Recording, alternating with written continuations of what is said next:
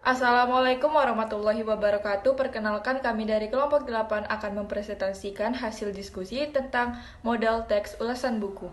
Sebelum memulai presentasi, kami akan memperkenalkan diri terlebih dahulu. Perkenalkan, nama saya Sukma Melati Putri.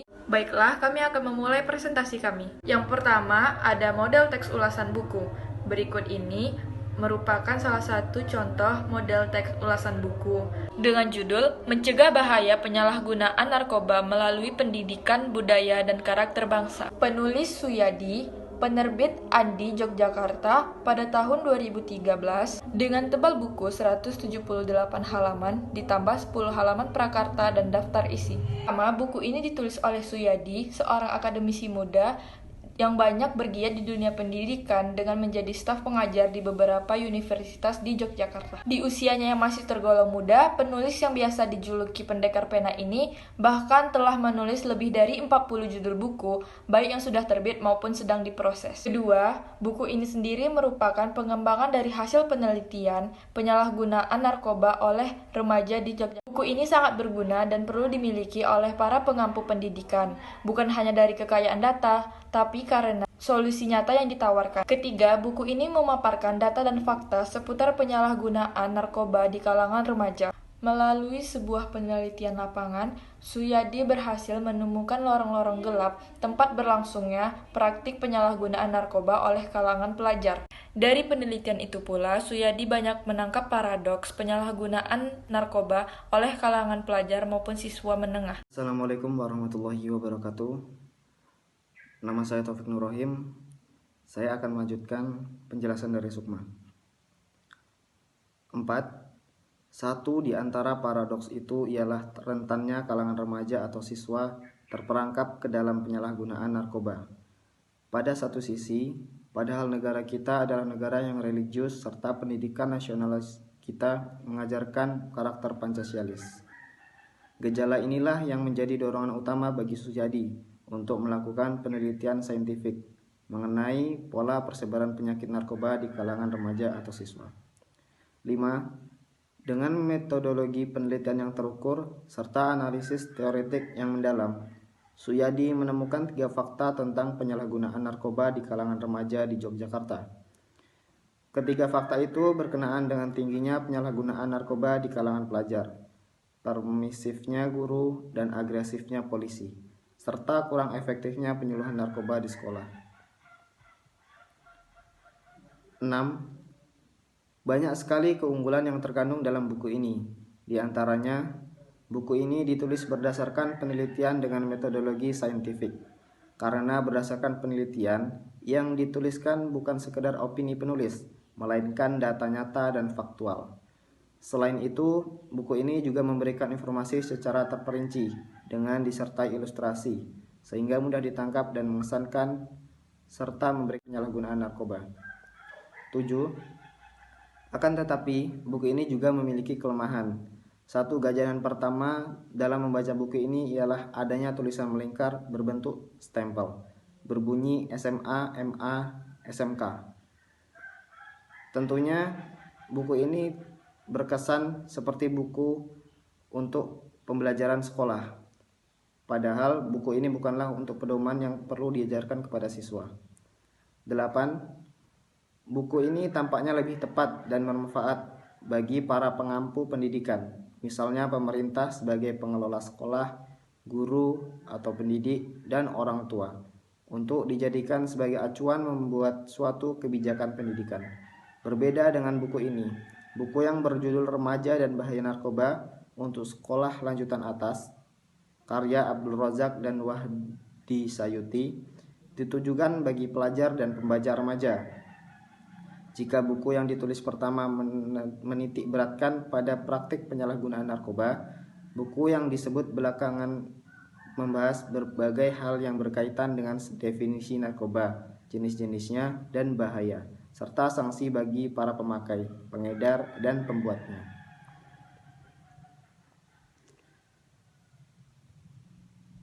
9. Meskipun terdapat perbedaan dalam hal pendekatan, kedua buku tersebut ditulis sebagai upaya penyebaran virus-virus positif untuk mencegah sebagai upaya penyebaran virus-virus positif untuk mencegah para pelajar agar tidak terjerumus ke dalam penyalahgunaan narkoba.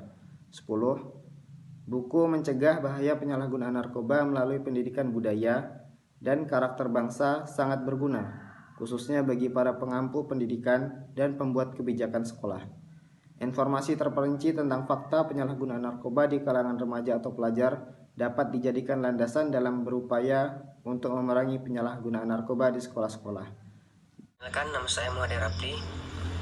Saya Program Kelompok 8 akan melanjutkan hasil diskusi kelompok kami, yaitu saya akan membacakan tentang aspek penilaian. Menurut Ariel Konto 2009, penilaian adalah mengambil sesuatu keputusan terhadap sesuatu dengan ukuran baik buruk. Penilaian bersifat kualitatif. Untuk dapat melakukan penilaian, perlu melakukan pengukuran terlebih dahulu. Penilaian bersifat selektif. Penilaian itu sendiri mempunyai beberapa tujuan, antara lain: 1. Untuk memilih siswa yang dapat diterima di sekolah tertentu. 2. Untuk memilih siswa yang dapat naik ke kelas tingkat berikutnya. 3. Untuk memilih siswa yang seharusnya dapat beasiswa. 4. Untuk memilih siswa yang sudah berhak meninggalkan sekolah. Penilaian berfungsi diagnostik. Apabila alat yang digunakan dalam penilaian cukup memenuhi persyaratan, maka dengan melihat hasilnya, guru akan mengetahui kelemahan siswa. Di samping itu, diketahui pula sebab musabab kelemahan itu. Jadi dengan mengadakan penilaian, sebenarnya guru mengadakan diagnosis kepada siswa tentang kebaikan dan kelemahannya. Penilaian berfungsi sebagai penempatan. Sistem baru yang kini banyak dipopulerkan di negara barat adalah sistem belajar sendiri. Belajar sendiri dilakukan dengan cara mempelajari sebuah paket belajar, baik itu berbentuk modul ataupun paket belajar lain. Tujuan penilaian. Tujuan utama untuk melakukan asesmen atau evaluasi dalam proses pembelajaran adalah untuk memperoleh informasi yang akurat mengenai tingkat pencapaian proses pembelajaran. Mengidentifikasi tujuan penilaian adalah untuk 1. Membentuk belajar siswa. 2. Mengidentifikasi kekuatan dan kelemahan. 3. Menilai efektivitas strategi pengajar. 4. Menilai dan meningkatkan efektivitas program kurikulum. Baik, perkenalkan, nama saya Talsa Indah Rahma. Saya akan melanjutkan pokok pembahasan, yaitu tentang formulasi bahasa. Nah, pada saat kita menelusuri setiap tahapan dalam teks ulasan buku, sebenarnya kita sudah menaruh perhatian lebih kepada formulasi bahasa. Nah, kali ini kita hanya akan menganalisis formulasi bahasa pada tahapan evaluasi. Namun demikian, hal ini tidak berarti bahwa penilaian harus selalu berada di tahapan tersebut. Nah, penilaian dapat muncul di tahapan-tahapan manapun kecuali tahapan identitas. Mengingat betapa pentingnya penilaian pada teks ulasan buku, perlu mempertanyakan formulasi bahasa yang digunakan dalam penilaian. Nah, menilai atau mengevaluasi adalah menyatakan pandangan, sikap, dan posisi terhadap sesuatu yang dinilai. Pandangan, sikap, dan penilai sulit didefinisikan secara berpisah-pisah. Ketiga hal itu meliputi gradiasi antara positif dan negatif, baik dan buruk, objektif dan subjektif, menghargai dan tidak menghargai, serta kadar emosi yang terungkap dalam teks ulasan. Pandangan, sikap, dan posisi penilai yang menunjukkan gradiasi itu terlihat terutama pada pengguna leksis nomina. Nah, verba, adjektiva, dan adverbia, khususnya adverbia cara. Atau pada tatanan kalimat, hal itu terlihat pada polaritas kalimat positif dan kalimat negatif. Selamat pagi semuanya, perkenalkan saya Yanti Siburian dengan NIM 2004112447. Di sini saya akan menjelaskan manfaat-manfaat dari teks ulasan buku. Yang pertama, manfaatnya bagi pembaca. Manfaat yang pertama bagi pembaca adalah pembaca bisa memperoleh informasi mengenai kelayakan serta kepatutan sebuah karya. Yang kedua, pembaca bisa mendapatkan gambaran sebuah karya melalui kelebihan dan kekurangannya. Yang ketiga, pembaca bisa mendapatkan pertimbangan kelayakan suatu karya untuk dibeli atau tidak melalui teks ulasan. Yang keempat, pembaca bisa mengidentifikasi hubungan karya yang satu dengan yang lain melalui teks ulasan.